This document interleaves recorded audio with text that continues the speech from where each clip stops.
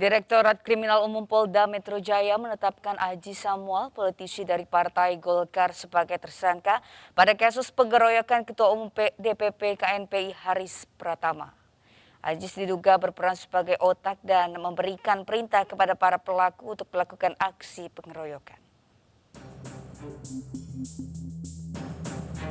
Usai melakukan pemeriksaan terhadap Aji Samuel, seorang politisi Partai Golkar, Dirkrim Polda Metro Jaya menaikkan statusnya dari saksi ke tersangka dalam kasus pengeroyokan Ketua Umum DPP KNPI Haris Pratama. Diungkapkan oleh Kepala Bidang Humas Polda Metro Jaya Kombes Endra Julfan, hasil pemeriksaan dan alat bukti yang ada, penyidik Dirkrim Polda Metro Jaya menetapkan Aji Samuel sebagai tersangka. Dan hingga kini Aji Samuel masih menjalani serangkaian proses pemeriksaan. Saudara AS kemarin pukul 10 pagi yang menghadiri panggilan daripada penyidik Polda Metro Jaya, kemudian dilakukan pemeriksaan hingga malam hari dan hingga saat ini juga masih ada di Polda Metro Jaya.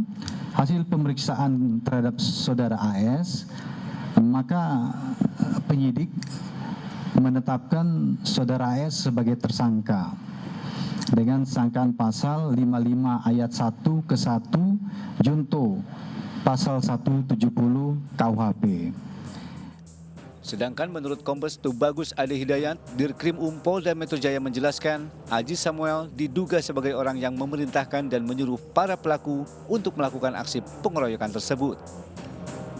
Untuk motif dari aksi pengeroyokan, penyidik masih terus mendalami termasuk mengenai apa ada pihak lain yang terkait aksi tersebut.